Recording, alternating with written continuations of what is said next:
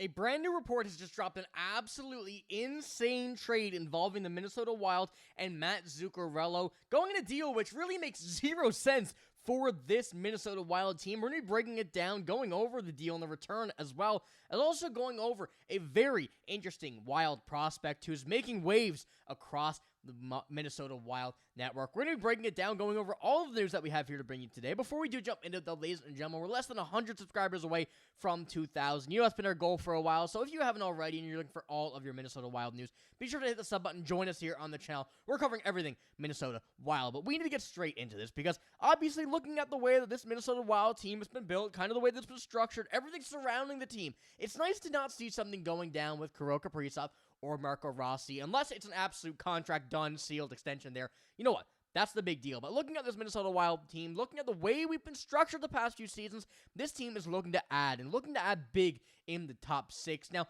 I want to pull up the deal, first of all, because this is something that a lot of Minnesota Wild fans likely won't be happy with. But I'm very curious to see, because there's one redeeming quality of this trade. And this goes down with the Toronto Maple Leafs acquiring Mats Zuccarello in exchange for the Minnesota Wild getting Nick Robertson and a 2027 second-round pick. Now, when we kind of take a look at this, I think we've spoken about Nick Robertson here before a little bit on the channel.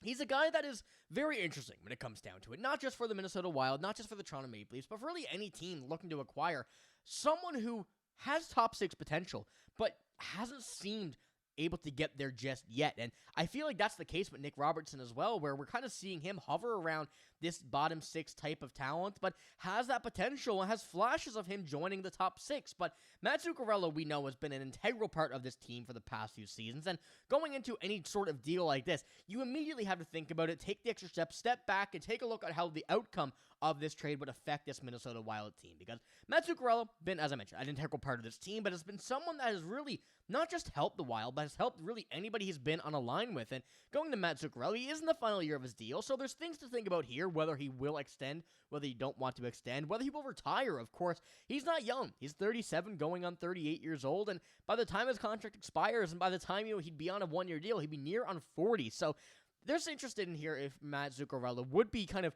in the mood. Now, that's kind of a weird way to put it, but really entertaining the idea of a trade, whether or not the Minnesota Wild will be good next season or not. And of course, we have to assume they will if healthy. We saw where this team was injured, and now having a Kirill Kaprizov who is looking for a new contract, a Kirill Kaprizov who is going to be healthy, and having a look at this team with a lot of interesting people coming in, the Wild, I think, have a better shot now than ever to make this. And I think Mats Zuccarello is a very important piece of it when coming down to it. And obviously, the offense right now, take a look at Mats Zuccarello on the second line. The point total he's been put up that we're going to jump into here in a moment. But looking at him as a second line winger, that's really been his home for the past few seasons and has really found a very, very good home there compared with many other players. Of course, Marcus Johansson likely won't be on the second line come the start of the season, but you have a guy like Marco Rossi here who's still unsigned at this moment, maybe traded, maybe not. We really have no idea what's going on here. Danila Yurov coming into this team, likely, if Marco Rossi's gone, will be that second line center.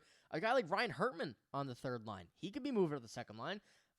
Vladimir Tarasenko, recent acquisition, could also jump up to the second line. So take a look at Nick Robertson and the way that this team is really structured.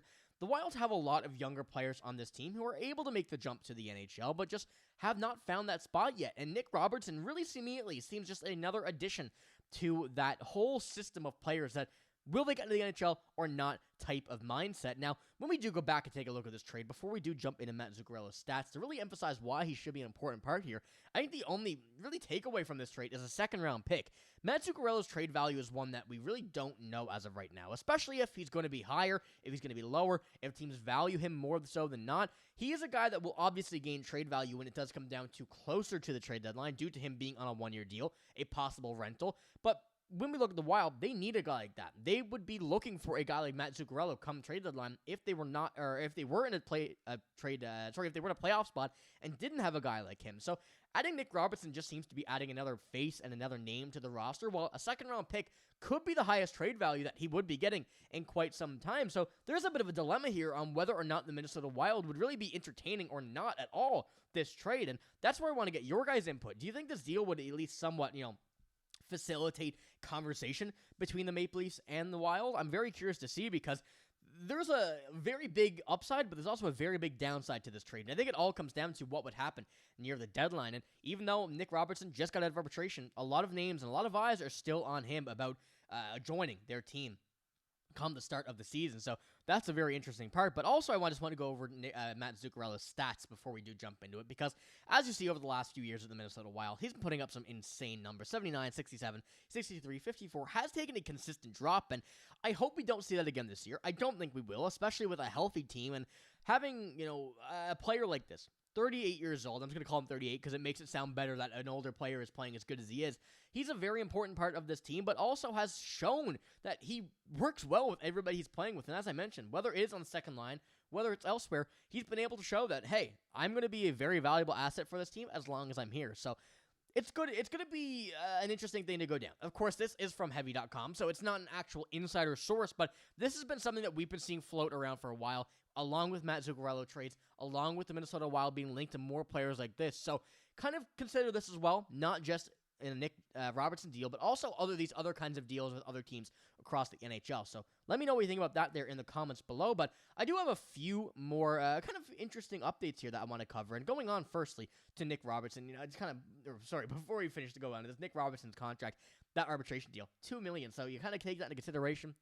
Pretty close to Mats Zuccarello for what you're getting, and I feel like it's a much better value in terms of that. But going on to a very interesting prospect in Sebastian Soyoni, I believe that's the right pronunciation. If I'm wrong, please do correct me. I'm not very good at pronouncing Finnish names, especially some that I haven't heard in the NHL for a while. But he's putting up some very interesting kind of plays in the Minnesota Wild development camp and also in the World Junior camp as well for Finland. And I wanted to pull up his stats before we do jump into him, because obviously you're looking at this, you don't see any, crazy numbers that will blow you out of the water, but as a 19-year-old right-shot defenseman, 6'1", 187, coming out of Finland, of course, playing for Tampere, I want to pull up a quote here going over what he brings to this team from Neil Urbanski, and says, Soyoni is a strong skater who generates significant power when accelerating from a standstill, moving laterally, or during his transitions from forward to backward and vice versa, with and without the puck. Frankly, he's a tremendous athlete, and it shows. Now, this is only one part of this, and once again, I do recommend go checking this out. This comes from Hockey Wilderness, so you kind of get the idea of what's going on here.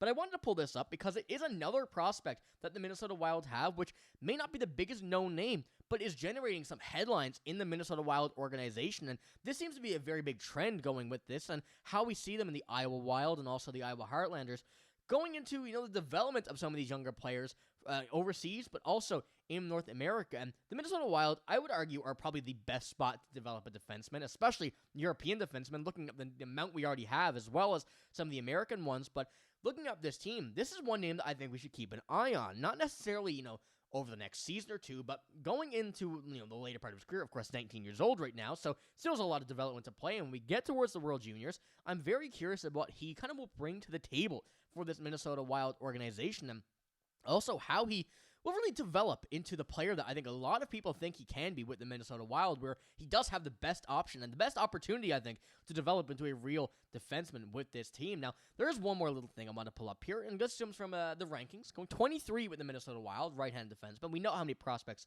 we do have, but I wanted to pull up the projection on the bottom, and right now they have him listed as an AHL, top 6 defenseman who could receive NHL games as a bottom-paired defender. So this right now is a very early development. I think that there's still a lot of time for him to kind of transition into a more known NHL defenseman, and I just wanted to put this in your mind and keep a few highlights here to go and recommend to take a look at, because from what I'm seeing and, a little sample size, he looks like a phenomenal player to keep an eye on. So be sure to go do that there in your spare time, because we do have a lot of time until we have to wait for a Marco Rossi contract, it does look like. So in your spare time, be sure to go do that. But that's all I got in this video. If you did enjoy, give it a like, hit the sub button as well. I'm signing out, though. Thanks for watching. Hope you have a great day. See you later.